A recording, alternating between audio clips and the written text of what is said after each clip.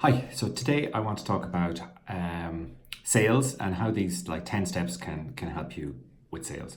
And so one of the things that I've noticed from speaking to people and seeing on the forum and that kind of thing is that some people get very stressed around sales. And I think, it's probably a natural thing to think in the beginning.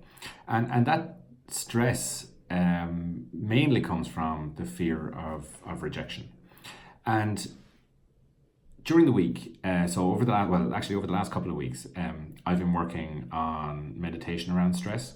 I've also gone to some talks on stress by a meditation expert, and Jim and I have also discussed the impact of that rejection on sales and how to deal with it.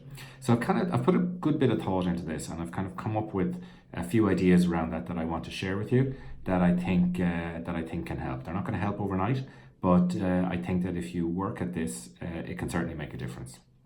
So first of all, what is stress?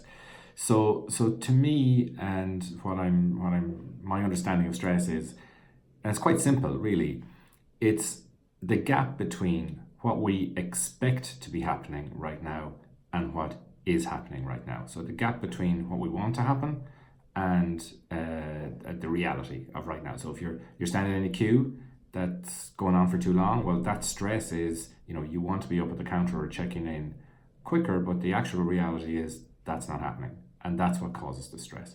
When you think about it like that, it kind of simplifies things a little bit.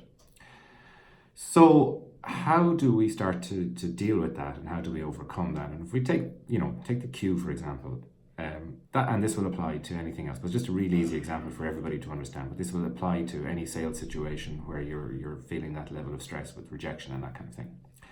So normally what's happening is the reality that's around us right now is not what we expected to happen and not what we want to happen. And the problem is that we can't really change that in most cases, and we tend to stew in that, and we're kind of gritting our teeth and we're going, okay, trying to figure out, you're moving from foot to foot on the queue and trying to figure out, well, how can we make this go faster? And that kind of level of stress kind of builds up in the body. So how can we deal with that kind of thing? How can we deal with that? How can we deal with the stress in the sales situation? So it's interesting that the talk I went to on stress, the meditation I've been doing on stress, and Jim's approach to it, while they all sounded a little bit different in the beginning, they all pretty much boiled down to the same thing, and that is patience. And so from the meditation perspective, they talk about patient acceptance. They talk about patience in a different way to the way that we would probably think of it. So patience doesn't mean just gritting your teeth and bearing it in the in that queue or in that sales situation.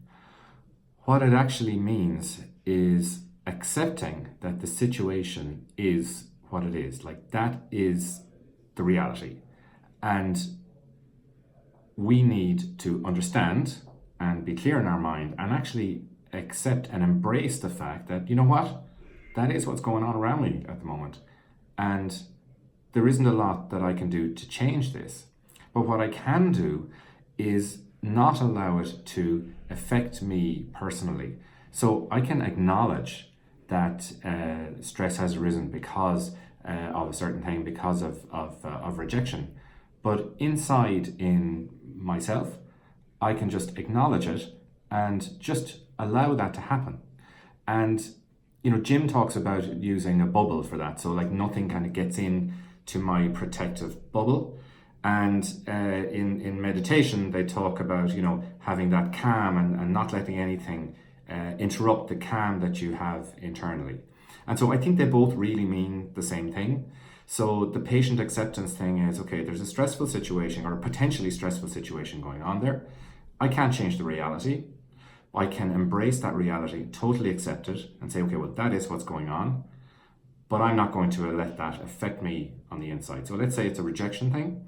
The rejection that's happening there is to do with the sale. That's happening. There's no point in me pretending that it's not happening. My approach to this person has been rejected, but I don't take that personally.